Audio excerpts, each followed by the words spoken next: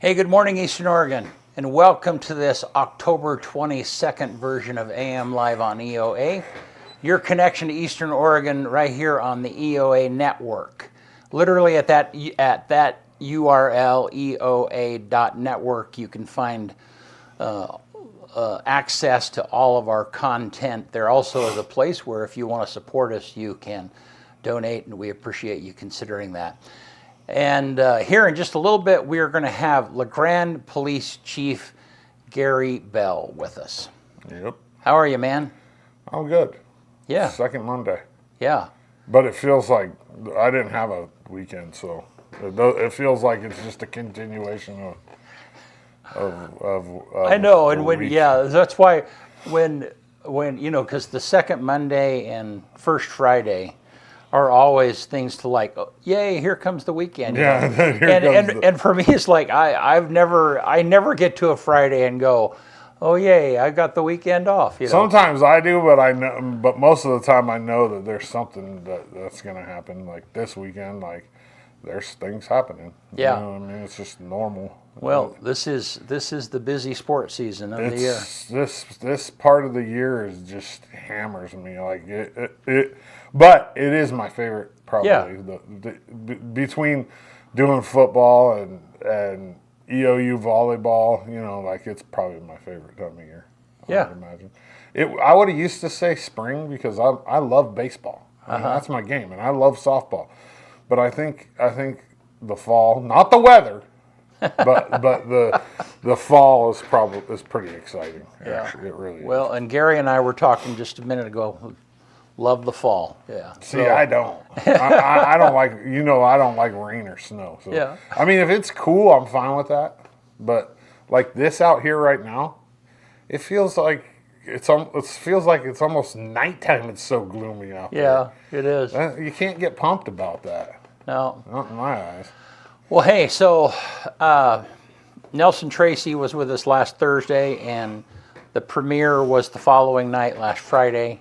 And then he didn't have a trailer that he could show us. No, they released it the next day. And then they released it yesterday for the movie. No, they released breakup it season. Friday. I saw it came out on Friday. Oh, really? Yeah. I saw it on. I didn't watch it until yesterday, but I saw the press release or whatever saying that they were getting picked up and that they had the trailer and the little clickable YouTube video. Yeah. So roll this trailer. This is fun.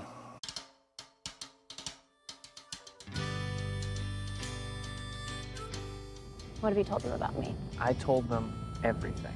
My big brother, Ben, is currently en route with his new girlfriend, Cassie, who is going to be spending all of Christmas break with us. And a special welcome to Cassie. Oh, thank you. Yay. Cassie, did you get enough to eat? Sorry, no, I just don't eat meat. Did we know this? Ben? Right, yeah, sorry. Why'd you become a vegetarian? Just the environmental impacts. Did you fly here today? Hold up there. Whoa, no. I'm just a little confused on her position, so I'm trying to ask a question to clarify. This isn't working. What about all this Christmas stuff? I think I need to be with my family. I-84 is closed because of multiple crashes. The next available flight is on December 27th. He brought Cassie all the way here. They break up day one, and now she's stuck with us all of Christmas break. My DMs are open for survival tips. I can't resolve it while she's stuck here. Or worse, try to get over her. You're gonna spend a long time hung up on all the stuff that you wish you would have done better or different, replaying stories in your head over and over again. Okay, what do I do with that? Don't set me up like this. You have fun with everyone else. No matter what I do, I just keep giving you the wrong impression. I'm not trying to get back together with But you are! Slow but steady, you know? Boy, if life was as steady as that, huh? Ah, gee.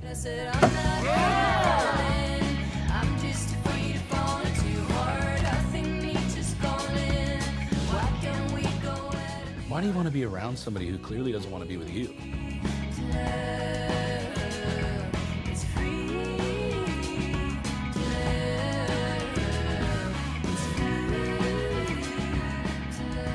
I don't know what to do. Sometimes the best thing to do is nothing at all. I can't just do nothing. The Buddha did. He just sat around, got free rice. Yeah. All right. Yeah, that was good. And so then on Saturday, Saturday night, Tanya and I, you could rent that just for that very short window. You could rent that through Eastern Oregon Film Festival, and so we watched the movie. We were busy on Friday night and couldn't go to the premiere, but it was good. I mean, I really enjoyed it. And you always, sometimes when you see an independent film, it seems hokey for lack of a, it just the way that it looks or whatever the case might be, and it was good. I mean, it pulled me in, and it was super fun, And then the other thing, though, on Saturday morning, you took some pictures and I did some video of the breakup season was inducted into the Oregon Film Trail, which is kind of unique. They have movies that were shot in Oregon. The Goonies is probably the most famous movie that was shot by far in Astoria. Definitely. Yeah. Gabe, you can roll those pictures. So roll some of those. So this is the marker. There's a mural downtown right around the corner from Community Connections, and that's where they That's probably my favorite picture that I took right there. Yeah. Nelson is just a cool dude. He really is.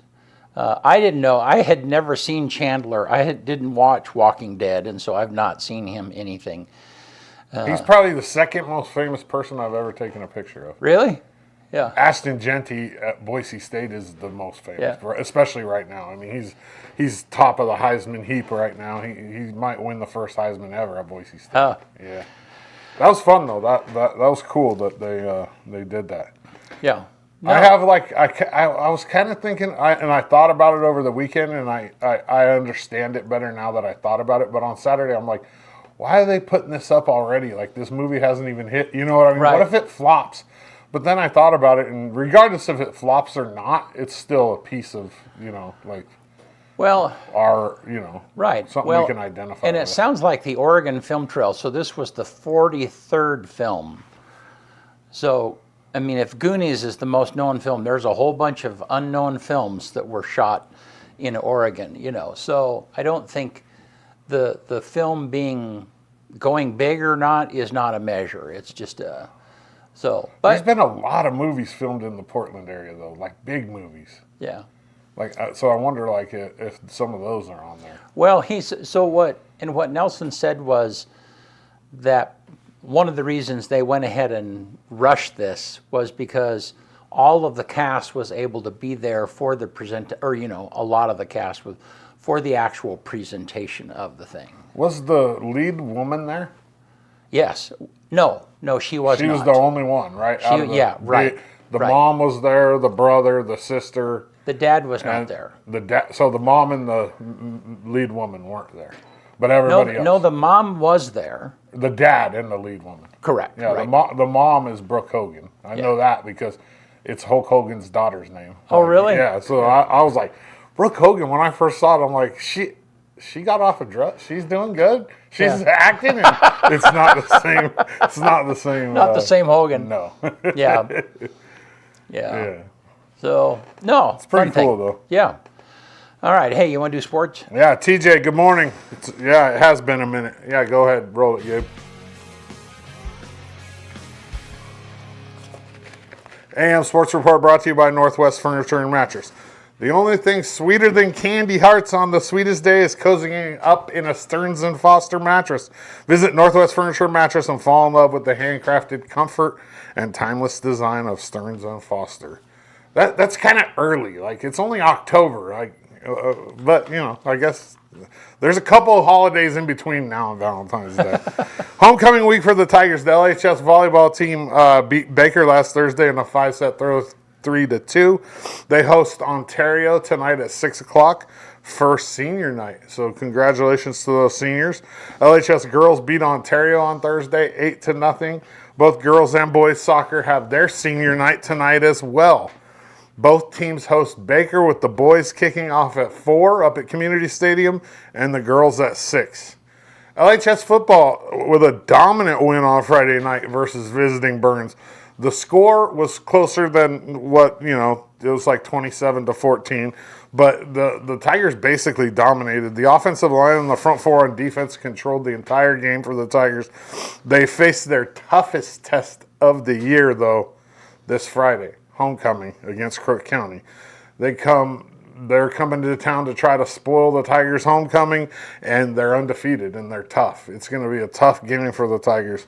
That game kicks off at 7 p.m. Friday at Community Stadium. It will be live streamed on the EOA network.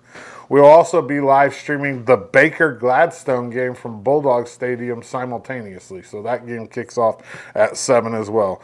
Last Friday night in GOL football, Baker Baker lost to Ontario 41-0. See, that doesn't even sound right coming out of my mouth because Ontario doesn't usually win GOL games, and they beat Baker 41-0 on Friday night. And Crook County beat Pendleton 38-19 in Prineville. Football around the valley, Embler lost to Cove 47-12. Powder Valley lost to Union 36-26. And Elgin lost to Adrian 66-0. EOU had a packed weekend, an absolutely packed weekend. It kicked off on Friday night with a number 4 EOU volleyball win, a sweep over number 9 Corbin. It was awesome. It wasn't quite as packed as the previous top 5 matchup against Southern, but it still, people are packing the house for EOU volleyball, as they should. Then on Saturday, I had a day. After leaving to shoot for breakup season, I went straight to EOU women's soccer versus C of I, which was a huge game for the Mountie soccer team. Unfortunately, they ended up losing 2-1, but this women's team is legit this year and fun to watch. Then I walked over to Quinn for EOU Volleyball Senior Day versus Bushnell. EOU lost the first 2 sets, and it was looking like it was going to be a disappointment, but somehow they pulled it out and pulled the reverse sweep and ended up winning 3-2 on Senior Day. You'll see a picture coming up here. There's all 6 of the seniors right there. Congratulations to them. All 6 of those young ladies did at least 4 years at EOU, and they all have been a huge part of this surge for EOU volleyball. For her efforts over the weekend, junior Kiana Mack was named the CCC Defender of the Week. She had 18 blocks and 15 kills over the 2 games. Then I went back out to Community Stadium for the CCC Game of the Week. EOU men's soccer hosting college.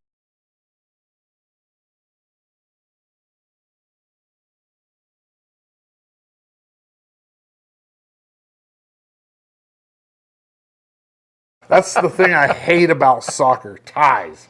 So we ended up tying the Yotes. Both EOU soccer teams, though, are in a hunt for national tournament appearances, and it's pretty exciting. The men's team hasn't been this good in quite some time, and they're competitive this year. I mean, they're either winning or tying against big teams, and that, at least you get a point for tying, you get 3 for winning, and that's how the standings are kind of set. So you get 3 for a win, 1 for a tie, and then whoever has the most points at the end of the season wins the regular season.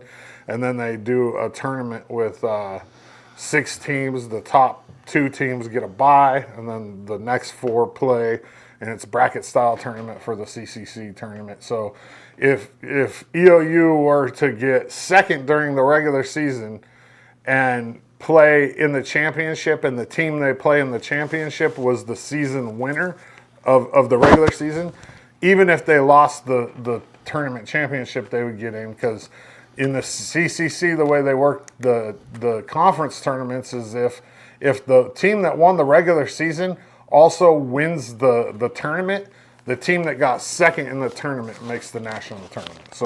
So we got it. I mean, we have a good chance on both sides. After soccer, it was right back into Quinn for EOU men's and women's wrestling, that annual blue and gold. Man, that day was a long day. that started out with breakup season and ended at about 9 o'clock right here with EOU men's and women's wrestling. It was just an inter squad. It's what they do every year to kind of preview. Next week, I'll have a preview show for wrestling featuring interviews with the coaches and a couple of the athletes. EOU football went on the road and played a tough game in Helena versus Carroll, ultimately snapping their 3-game win streak, losing 24-19. Senior quarterback Quincy Glasper continued his all-conference season with, he's got to be all-conference as of right now. He had 300 through the air and a touchdown and 99 yards on the ground. EOU men's and women's cross country had a strong showing at the Linfield George Oja Invite. The men finished third out of 23 teams and were named the CCC Team of the Week. And then senior Justin Ash finished 10th overall and was named the CCC Runner of the Week. So at the end of the Saturday, my weekend culminated on Sunday, taking pics at one of my favorite sports, EOU softball. They hosted scrimmages versus Treasure Valley Community College.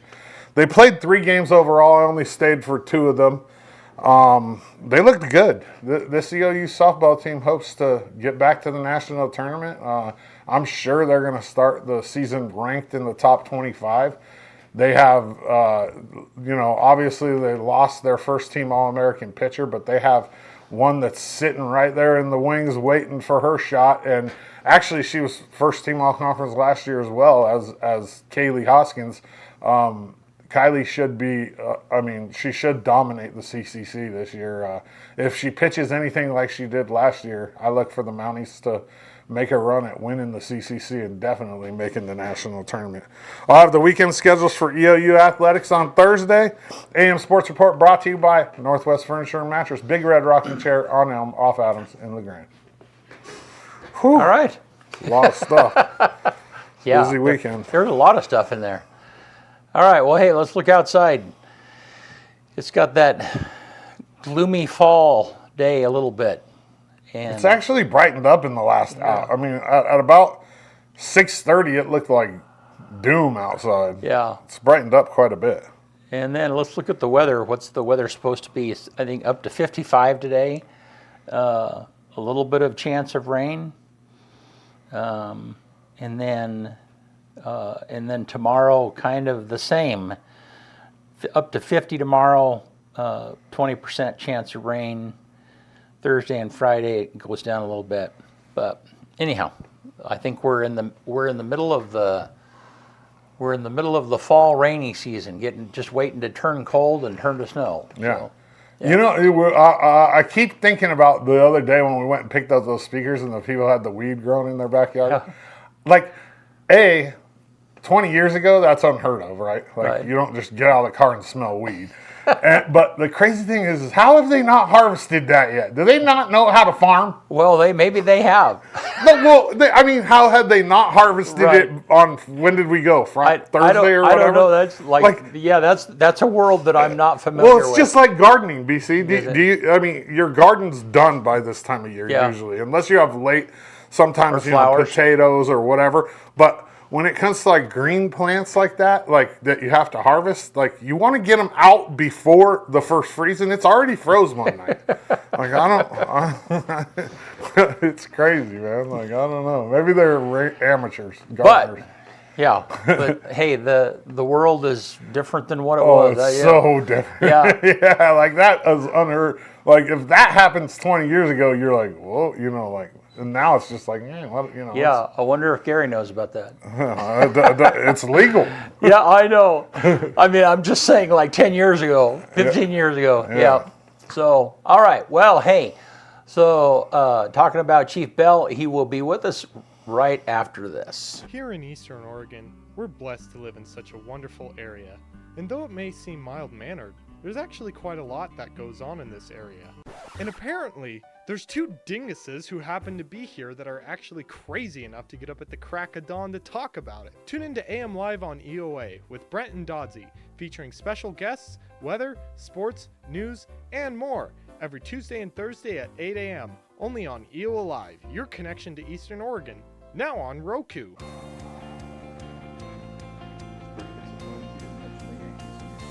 I hate the Yankees. We can still get along. All right. Oh, man. We're back. And are you a Yankees fan? Oh, hell yes. Sox. Yes. Oh. Yeah, since childhood. Really? Yeah, I'm as excited as could be. You're excited. Oh, yes. I mean, baseball wanted that. They wanted Dodgers and Yeah, Yankees. was 1981 was the last time, I think. The Well, Dodgers and Yankees. 2 MVPs facing each other, Trout and Judge. I mean, Yeah. or not Trout, Ohtani, my bad. I get them mixed up. They're on the Yeah. same team. But the last World Series my Padres were in, the Yankees beat them, bad. And B, the Dodgers are in the same division as my Padres. So this World Series is like, yeah, it's good baseball to watch though. Oh, Two great really players. really good clubs. I've been watching a lot of obviously the postseason stuff, and there's a couple of times it was so close, so competitive that it's like, man, I can't even watch this. I'm supposed to come home and de-stress, and I'm having anxiety and pacing in my living room. It's like I need to go back to work. It's going to be a good chilled World out. Series. Yeah, looking forward to it. 2 highest payrolls in baseball too. Nobody's even close. Right. So it actually paid off this year. Did you see what the lowest price tickets are? Oh, I don't even want to know. It's probably it's like stupid. Dodger Stadium. I think I saw this morning. It's like the lowest price. So it's like it's horrible Nosebleed, seats. yeah. Horrible seats. Yeah. Like 1,300 and some change Woo! for a ticket.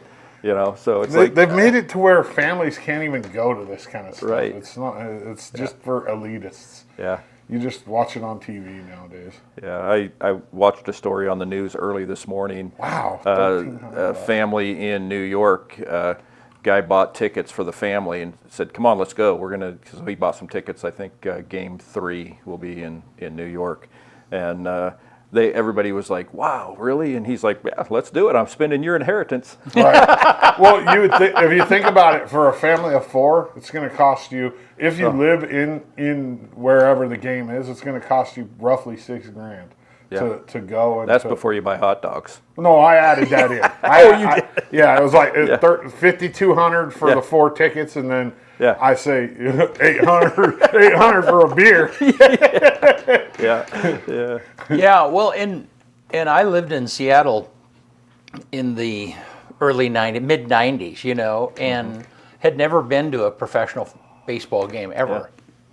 And then it was a family. I mean, tickets were affordable. Right. You know, you could go, and I mean, it was fun. We'd get seats. It didn't matter where they were, and you know, you'd put a parent at each end and the kids in the middle, and they would, you know, and the Kingdom probably. Yeah, it was. Kingdom, and I mean, and man, I love that. I love that atmosphere. Going to the ballpark is definitely a different experience than watching. I mean, they do a great job, and the commentators. It's to view it at home. That's why I was telling my wife. It's like, honestly, viewing the World Series games from TV, it's the viewing experience is better. Way better. But the ballpark environment, it's special. Let me add this real quick. Go ahead. If you haven't been to a minor league baseball game, go. It's way better than Major League Baseball. They're way more fan-oriented. They're more interactive. They do a lot of events. They give away a lot of stuff. It's crazy. Minor League Baseball is the best. Where's the closest minor league? Boise, probably. I mean, you got the Volcanoes in Salem. You got Tri-Cities Dust Devils. You got Boise Hawks. But minor league baseball is just a different level. Even the like short A like summer ball teams for colleges, like the Corvallis Knights, they do so much fun stuff for the kids. It's my kids got to meet the San Diego Chicken. They got to go in one of those cash machines that throws dollar bills and you just grab. You know what I mean? At a baseball game. It was awesome.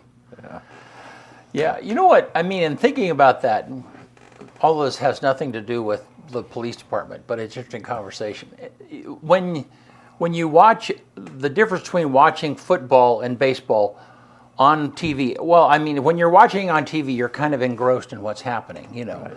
But when you're in the stadium, you're watching the game, but you're also talking with somebody, and I mean, it's a way more communal experience. Right. I don't know. Social, yeah, definitely. Yeah, I mean, and so it's just, I mean, and you're able to focus on, anyhow, between pitches, you're having a whole nother conversation, you know. You know, Love my it. grandpa used to keep score at baseball games, Padre games. Mm-hmm. He would have he would listen to the game on the radio. Yeah. So for play-by-play, Right. And he'd have the scorebook, and he would keep score during Yeah. the game. Like that's how I learned how to keep score when I was really young. Yeah. Yeah. What were you gonna say, Gary? Nothing. All Just yeah, it's a lot of fun. Yeah, for sure. All right. Well, hey, so let's. How's it going? Fantastic. What's going on? Yeah. Yeah, there's lots going on. Man, we've been very busy at the police department. Yeah. Calls for service.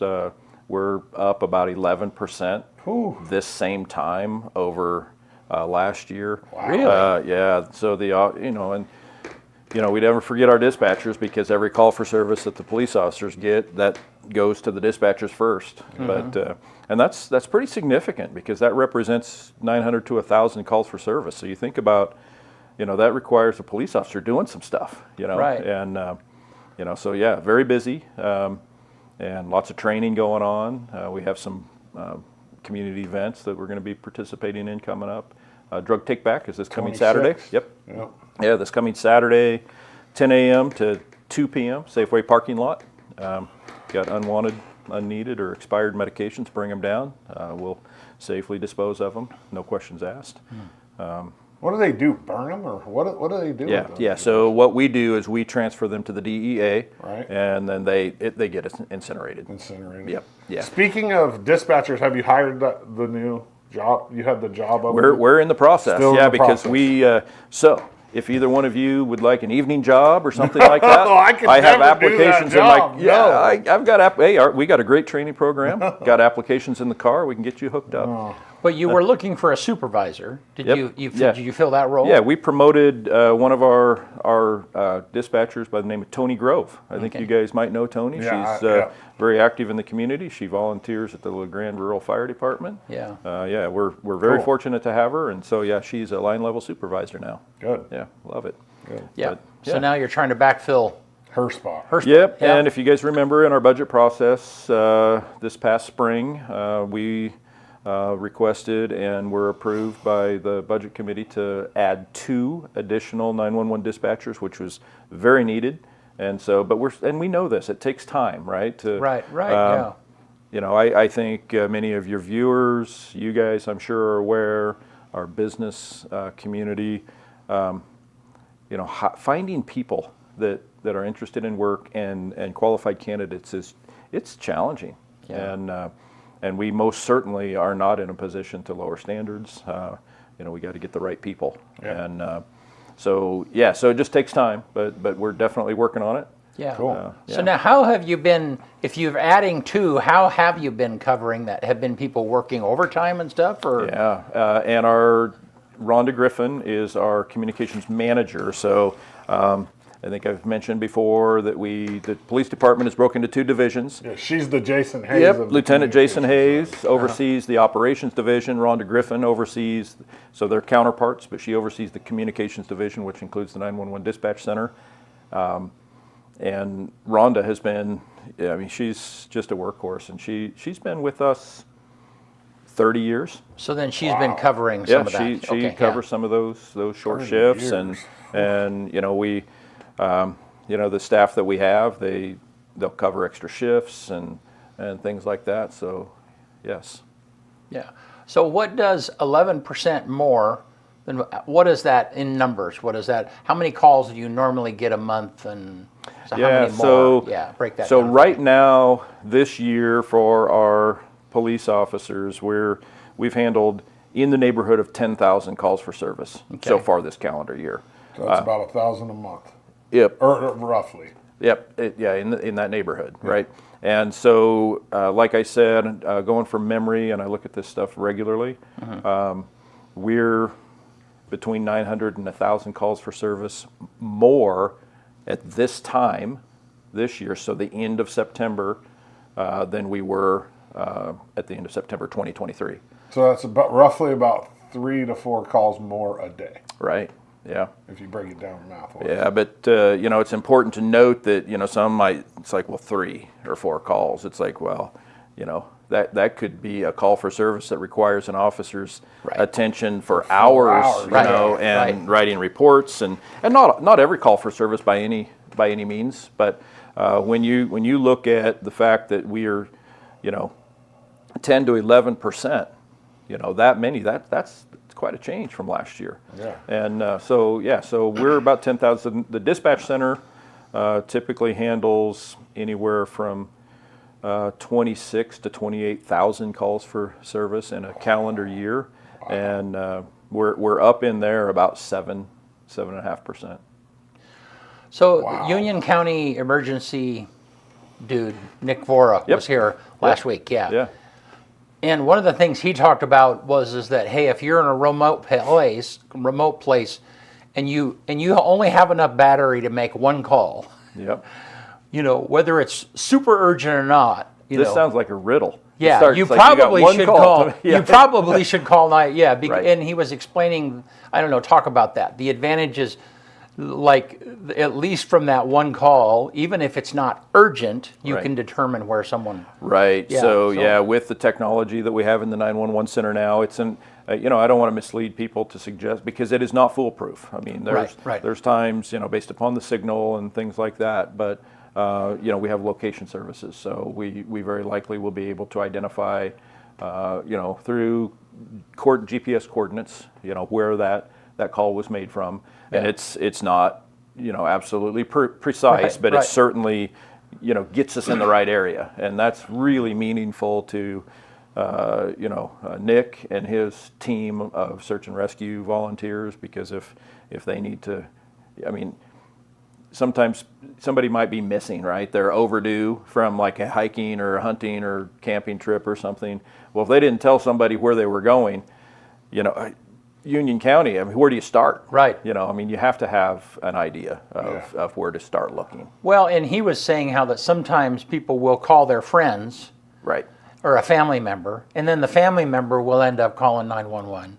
And that doesn't help. No, yeah. It helps. Don't get me wrong, but in terms of that, locating them, those coordinates that we Yeah. may potentially be able to gain from the 911 call. Yeah. Right. The most important thing, honestly, is let people know where you're going. Right. In advance. That's all. Nick probably spoke Well, to and that. it's so, technology has changed so much, so now you can drop a pin, or now you can send coordinates, or Right. whatever the case might be, Yeah. And I was on a call the other day and was doing some drone stuff way out in Palmer Junction, and beyond there. I knew that there wouldn't be cell service out there, Right. and so I kind of let people know, hey, if I don't show up, right, this at least is where I was headed. That's right. Yeah. Yeah. Good for you. Because you're right. There's a lot of, especially out that way. Out north of Elgin and that Right. area, that is vast. Right. It certainly is. Yeah. Yeah. So, all right. Well, what else is going on? Yeah, so you guys, I suspect but a week from Thursday, Halloween, so downtown safe trick or treat is going on. So thanks to our Main Street, that's a wonderful program. I couldn't be more supportive. I think it's a real safe, fun, enjoyable option for families and kids to be downtown, and a number of departments from the city will be down there. I think, I'll go ahead and fess up and tell you that the kids love seeing the ladder truck and the equipment from the fire department. But our team from Public Works, they do a great job because they bring some trucks and some equipment down. I think that the kids will enjoy seeing, and so looking forward to that too. Hopefully we'll have good weather. Yeah. Well, and that's, I served on Main Street for a number of years, and Right. that's probably the most people in a shortest period of time all year. Right. I get down there, I think I've only missed it just a couple of times, but I just really enjoy seeing the kids, in their costumes, and a lot of families dress up too. I think it's really fun event. I took pictures a couple of years ago, or maybe last year, and there was a lot of families with like matching, not matching, but what's the word? I'm having Costume, a brain fart. Like themed costumes. Themed. Yeah, there you go. Right. Themed. Yeah. Right. Yeah. Cool. It's a neat event for sure. Yeah. And then we're working on Shop with a Cop for. Oh yeah. I know Gosh, I know, right? but you go to the store and you can see the Christmas stuff already. But we, these things that we participate in, you guys know, there's a lot of effort, in the workup, and it's a lot easier to do if you do it in advance rather than wait until the last second. Lieutenant Hayes, many people already are aware, but he has been the driving force behind that program for a very, very long time. Yeah. And so I can't remember what date it is but we've identified a date, but right off the top of my head I can't remember, but we'll do Shop with a Cop in December, and what a wonderful program, both for kids, families, and the volunteers, the police officers and deputies and troopers involved. I mean, it's meaningful to us too. Yeah, and so then right around the, then we have the Christmas parade, which is on Thanksgiving weekend this year. Right. And then Veterans Day parade's coming up. That's right. Yep. A lot of things going on. And before we know it, though, it's going to be New Year's Eve downtown. Ball drop. Yeah. 2025. I know. And last year, I mean, I think we talked about this, but a little bit of police presence this year might be helpful. Yeah. But I have a question leading up to that. Sure. And so when you add, clearly you have normal patrols. When you add, when you were if you were to add somebody to that event just to show up or whatever the case might be, do you have to? Is that over? How does that work? Right. Do you have to? Is that part of your budget? Is like, well, we gotta, Right. Yeah. Tell me how that functions for you. Yeah, sure.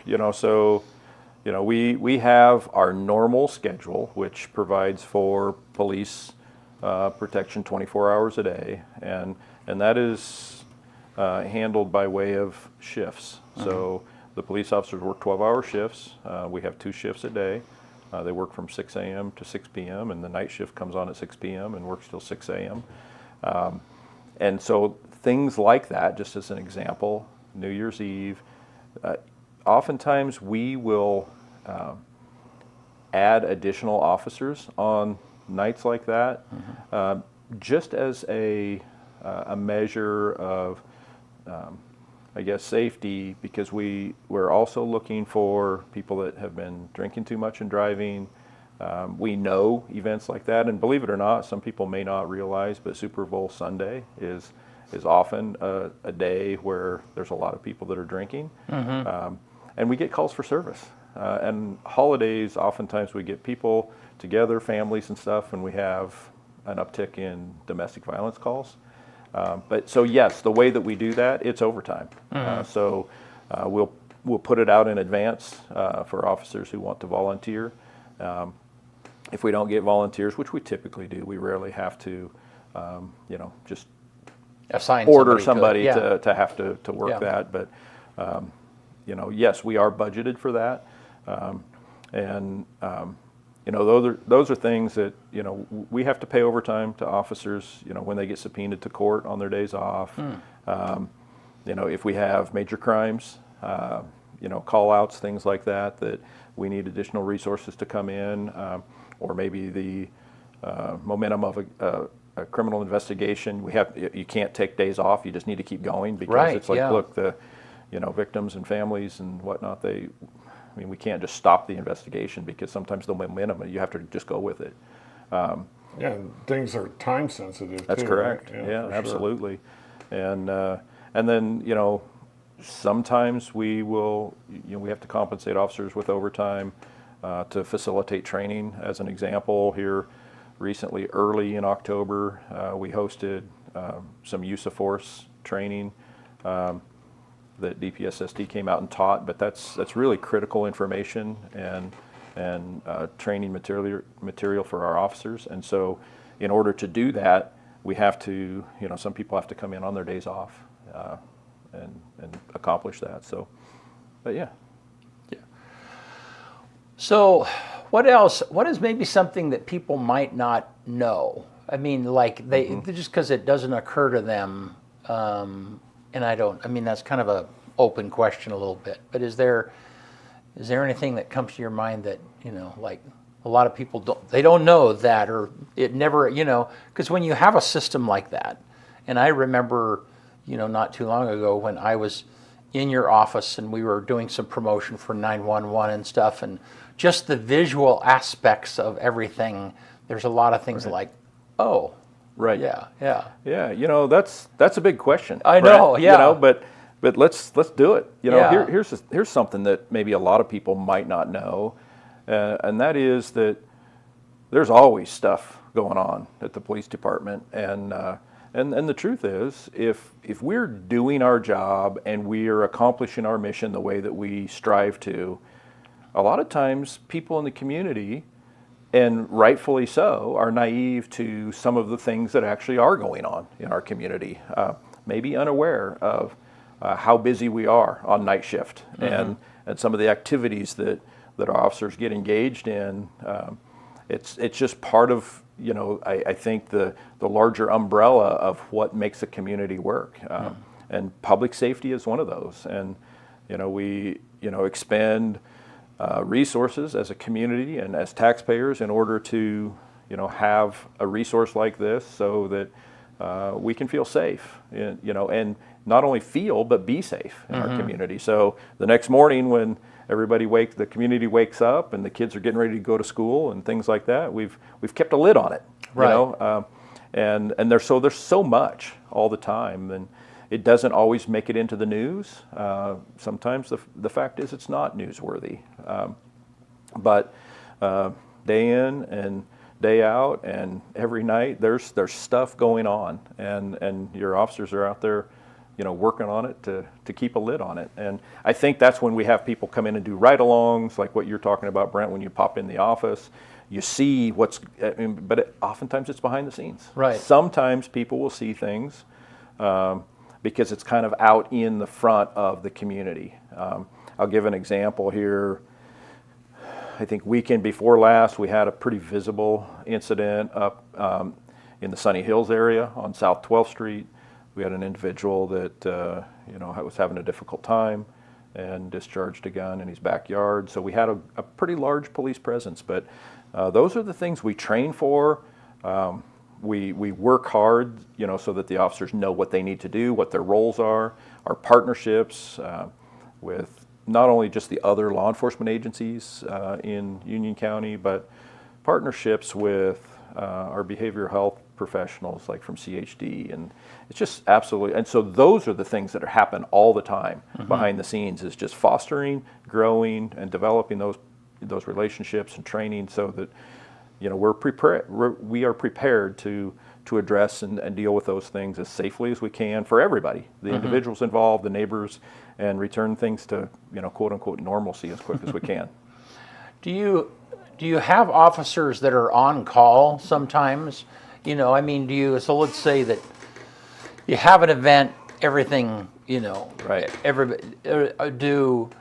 Are there times when you have officers that are on call that come in, or is that part of the schedule also? Right, yeah. We don't do on-call much. Okay.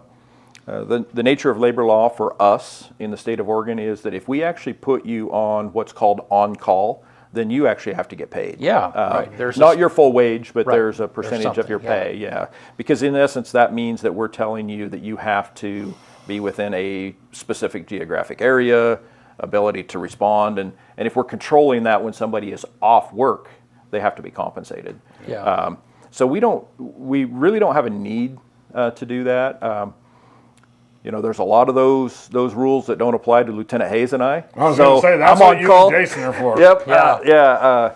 As an example, that incident I spoke to you about a moment ago on South 12th Street, week and a half or so ago, Lieutenant Hayes, we have a process established in policy for notification. So when something happens, then typically I get the call from Lieutenant Hayes. So it's the chain of command. Right. And so Lieutenant Hayes was actually out of the county with his family on that particular day. And as it would have been, probably both of us would have responded. But it was, I think it was a Sunday.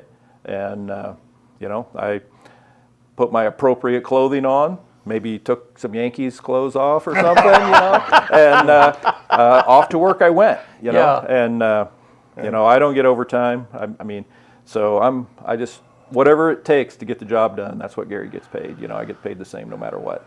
Well, but I'm happy to do it. And sometimes I think it's interesting maybe to share that, you know, we have, you know, there was a sergeant on scene, one of our sergeants that was doing a fantastic job. He knew what needed to be done.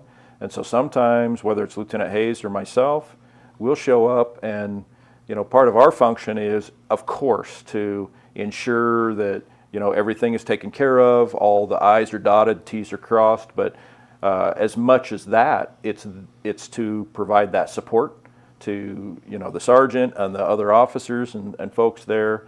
And sometimes it's like, hey, Sarge, what can I do to help you? You know, because basically I'm just looking to provide them every resource and every pathway to succeed and have a positive outcome.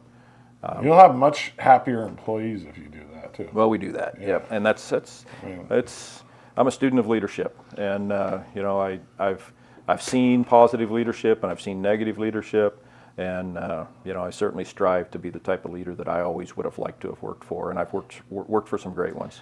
Well, and sometimes it can be very disruptive at a scene like that if you were to try and take over. Right. You know, I mean that's not the best thing for what's happening on the ground there. Right. Yeah. Yeah. So Bud Forrest says, good morning, 131 retired, hanging out in rehab. Jerry Hopkins says, good morning, you have an amazing team. Yeah. Yeah, we really do, and thankful, and you know, I feel blessed all the time to have the people. But that all goes back to what we were talking about earlier. It's just finding the right people, and you know, just, you know, and training and giving people that opportunity and in the environment where they can thrive. And yeah, appreciate them. A lot of people don't realize how important culture is in work. Like the work culture has to be, in order to be successful, it has to be the right mix of people. That's right. Yep. There's no doubt. I use sports analogies, not to beat that one too hard today, it's but it's like similar. it is, you know, because you've seen teams or organizations that have incredible people, full of all-stars, if you will. Yeah. But if the culture's wrong, they're not winning They're not pennants. winning. Nope. And and oftentimes it's not uncommon, whether it's in high school athletics or professional level. You know, sometimes you'll see organizations, clubs, teams, employers. They just thrive, and they kind of come from behind. It's like, hey, where did they come from? Right. But a lot of times, the common denominator, just like you said, is culture, and 100%. Getting people to buy into a common vision. And you know, we've talked about it, I think, many times, you know, the three of us. But to me, it all starts with foundational core values. Bud has a question. Do you utilize a reserve group anymore? We don't. Boy, I sure would like to, but what's changed over the years is volunteerism. And I think if you talk with Chief Cornford and a lot of our civic organizations, it's just, whether I like it or not, and I don't, our society has changed. Oh, and 100%. And volunteerism is just not what it used to be. And specifically in my world, the requirements specific to training have changed so much so that in order to bring volunteers in, like a model like Bud is referring to, I started as a reserve police officer. What a wonderful program, and we used this for many, many years, where it was an opportunity for people to volunteer, for organizations to see people in that capacity, and oftentimes that's where you hired people from. But the requirements now for training are so stringent that oftentimes it's just unrealistic for people to spend those number of hours that are necessary to get them the training, because, I mean, whether I like it or not, the liability is high in our world, and it's just different. I mean, in the 31 years that I've been in the business, it's changed, and so has everything, though, right? I mean, our world has changed in the last 3 decades, but in law enforcement, we are evolving all the time, and you know, the training it's just, there's a lot there. And so what we saw over the years, because we tried to hang on to those reserve programs as long as we could, but we would get somebody and we would start training, and not only their time, but it's also our time. And resources. In order to share information and train that person. And by time we oftentimes wouldn't even get them fully trained up, 6 months, and they're no longer with us as a volunteer. And because here's the thing, 20, 30 years ago, probably less than that, man, to get your foot in the door in this field was very competitive. I mean, we would have 150 applications for one police officer position. Now, if you're a candidate that is genuinely interested, you're going to put in the work, and you're a qualified candidate, you can go anywhere in America and get this job. And so you don't really have to volunteer. So what we have experienced at LeGrand PD in terms of kind of the demise of our volunteer reserve police officer program is very, very similar to what's happening all over. Well, in all facets. I mean, because we live in a world today where it's hard enough to find people to work. That's right. Let alone volunteer. That's right. Yeah, and I don't want to speak for Chief Cornford, but we've had this conversation many times. I mean, you guys know our volunteer firefighter corps is down, and you know it's disappointing, but that's the reality of the situation. Is we just don't have as many people that volunteer as we used to. Do you think? I mean, I know the answer to this, but I'd like to know we've never talked about this. So during the whole defund police mess a few years ago, and I mean, and then it became it's never been a popular thing to be an officer or a cop, but certainly there had to have been a lot of people that were like a lot of officers that took early retirement or chose another occupation because it was just too complicated, too difficult. I mean, did you, and I guess the question is has that created more openings now that, you know, and so then there are less candidates just because there are more opportunity, there's more openings. Well, without any doubt. Yeah. Absolutely, without any doubt. You know, post George Floyd, the police reform that we've experienced, you know, in the last, 4 or 5 years, state by state, but specifically on our own state, a lot of that evolved into legislative changes, training requirements, things like that.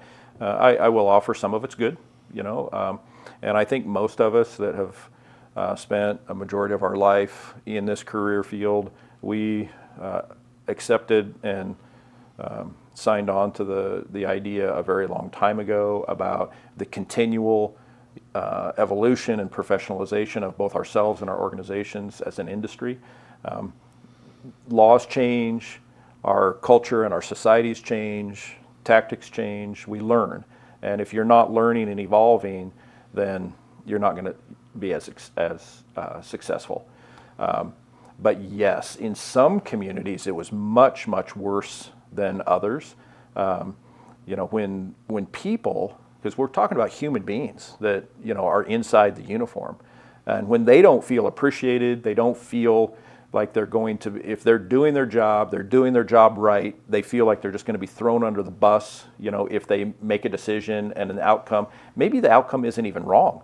Maybe the outcome just isn't palatable within the community. If they don't feel like they have that support, then how do you have that service-minded heart? So, yes, many police officers around the nation, if they were at that point where they're eligible for retirement, it's time to move on. Yeah. And sometimes it wasn't because they wanted to leave the career, but they just kind of felt like this relationship is not working out anymore. Right. And so that there was a lot of turnover, and then at the same time, that doesn't necessarily generate, coast to coast, but even within our own state, our own communities, that doesn't necessarily generate that that fervor amongst people who are looking to enter a career field. That's like, because you do have to question yourself, why would somebody want to be a police officer? If they see every time they walk through, the living room and the news is on, or in some print, they see, police officers or public servants being hated upon. Right. And so that's not helpful. Absolutely not. But I think it's really important to say, communities like ours, yes, we knew all that was going on. We were evolving with the legislative changes. analyzing our practices to ensure that, hey, are we doing the things like use of force, our defensive tactics practices and our training in terms of like chokeholds and things like that. Just analyzing to make sure that we are within keeping of best practices. We're always doing that, but we do that. But then we didn't feel that the same way from our community like the police officers in the city of Portland or in the city of Seattle were feeling. Right. And that's one of the reasons why, and I feel like it's a wonderful recruitment tool for us. Yeah, is it's like, you know what, if you want to do this job and feel appreciated, feel like what you're doing makes a difference, this is a community where you can do that. Right. And you're absolutely right. I mean, there are certainly times that we have to do things. Our officers have to do things, take action. It's not necessarily popular in that particular home. Right. It's enforcement. We sometimes have to make people follow rules. Right. And we don't like that. Human beings don't like that, but it's necessary in order to have a safe and civilized society. But we can do that in this community. But a lot of it's a two-way street because we gain legitimacy to do the job that we need to do from our community, but we also treat our community, in a way that they can trust us. We're transparent. If you have a question, I'll tell you. If we make a mistake, I'm going to tell you. And people know us. I mean, there's places in Southern California where, the police departments and the people that are doing the policing in those communities, they don't live anywhere near that community. So they're not of the community. Right. And so those people perceive those, understandably so, they perceive their police officers as outsiders. Yeah. We're on the same team here. I coached Little League Baseball. Our police officers, our dispatch, you know us. You're just as apt to see me, heaven forbid, at Walmart or somewhere. I don't like shopping. But you're just as apt to see me, out at a restaurant or somewhere as you are in an enforcement capacity. Right. And I have lived in this city for as long as I've been working in this capacity, and my kids went to school here, so that matters. People know disconnect. us. That's correct. Yeah, yep. for sure. Yeah. I know, like generally people get nervous around cops, right? Even if you've done nothing wrong, that. Right. You're driving down the road, all of a sudden there's a cop behind you. Yeah, you mean like, you don't think I touch the brakes when I'm driving to Boise and I see a state trooper? Here, I don't. Right. I don't. But if I went to Portland, that feeling would automatically happen. But in LeGrand, and it's not because I know all the police. I don't know a lot of your guys. I really don't. I know a lot of the county guys, but I don't know a lot of the LeGrand guys, and I still don't get that feeling here. Right. I really don't. Why? Because I trust you guys. There you go. 100%. Yeah. I know, even if I screwed up and I had to have police intervention, I know that you guys would treat me with respect. Right. I just know. I know you guys have heard me say it, and I always preface, but I mean it, and our folks at the PD know that this is something that's super important to me. It's one of our core values. Is you treat people the way that you would want to be treated, or the way that you would want your family to be treated. Absolutely. And if you do that, and it's not just words, that's the way you actually interact with people. That doesn't mean that we won't use force against somebody if it's necessary. If somebody resists arrest and we have to use a reasonable amount of force to get the job done. But if that was my brother and he was acting out of pocket and inappropriate, and police officer somewhere had to, it's like, I would tell him, it's like, you knothead, it's your fault. Stop it. But we treat people with respect and dignity and the way that they deserve to be treated, and it matters. Yeah, it really does. Right. It really does.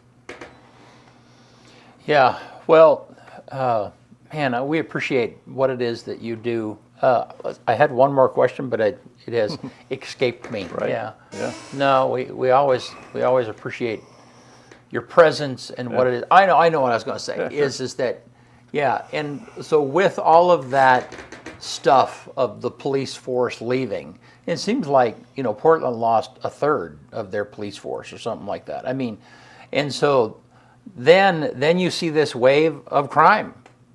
Not here, but you see that I mean, that's the conversation is like, and I'm like, well, duh, what did you think was going to happen? I mean, if you have less enforcement, either by design or because people are leaving the field, don't you think that there are criminals out there that are going to take advantage of that and crime is going to go up? And so, so now that's the conversation that's happening is, people are crying out like, well, so. Yeah, I mean, it's a good question, Brent. Yeah. I'm not sure if I'm going to hit it exactly what you were looking for, but what I will tell you is that, look, I've been a student of criminal justice and law enforcement practices in America since I was in college, and I put into play and into my thought processes in what we're doing at the police department more from my days studying criminal justice in college now than I did, when I was a street police officer for many years. But it can be hotly debated, and oftentimes it's politicized. But I am a firm believer that the form of law enforcement and justice that we have in America, that people respond to consequence. I firmly believe that, and that's not just my textbook response. That's from 30 years of experience in seeing how people respond. And so yes, if there's a lack of police presence, which oftentimes that's proactive policing, so that people, I believe that can act as a deterrence to people engaging in, not always, but I think there are some things that people will do within our society that if they see police or they see a presence of structure or consequence, that they may choose not to do those acts. Absolutely. I will offer to you, as an example, okay, if you're on the freeway and you see state troopers every so again, then you're likely probably not going to set your cruise control as high as you might if you just never see a state trooper on the freeway. You're going 4 miles an hour over if you see cops, and you're going probably 10 or 12 if you don't. But the same thing applies to, when we're doing police work in a municipality like ours, if people, are out and about at 2 or 3 o'clock in the morning and they see police officers, or they regularly do, and they may not know when they're going to see them, they may be less apt to break into that car or to engage in whatever mischief it is that maybe they're considering. Right. And I think it's also critically important to, when people are caught or charged with crimes, I think there needs to be appropriate consequence for that to act as a deterrent, because otherwise I think I raise kids, all right? Right. And I don't mean this in any kind of a demeaning way, but I understand corporal punishment. I mean, if I think that's, and honestly, I think people respond well to it. But that's how you can keep a lid on things. But you got into Chief Bell's philosophy for a few minutes this morning. But I think the consequence is important. No, but and anybody who's ever had kids know that kids they follow the rules according. I mean, when our grandkids come to our house, they know that Grandma Tanya allows certain things but not others, Yeah, have you ever seen a child, they will sit there, they're looking to find out where is the boundary. Right, yeah. And grown-ups will do the same thing. Yeah, absolutely. I've sat and watched a child reaching for something, and they're looking at you to see if you're going to tell them no. Right. And I don't mean to be dismissive towards people or call grown people children, but some of these concepts are not quite as complicated as I think we make them sometimes. Right. I think it's human nature. I think it's just how we are. Right. Yep. Well, hey, thank you always for My being pleasure. here. We always enjoy the conversation, and thank you for what it is that you're doing. Thanks for you have a good team. Yes, we do. The Yankees are wonderful, so is the Grand PD. All right, get us out of here, man. On this day, October 22nd, 1861, the first telegraph line linking the west and east coast is completed. 1879, on this day, Thomas Edison perfects the carbonized cotton filament light bulb. 1897, on this day, the world's first car dealership opens in London. 1962, U.S. President John F. Kennedy makes a live television address about Soviet missile bases in Cuba and imposes a naval blockade on Cuba, beginning the Cuban Missile Crisis. 1981, on this day, the U.S. debt tops $1 trillion. $1 trillion in 1981 was a lot of money. 2008, on this day, Google Play is launched. It's the official app store for the Android operating system.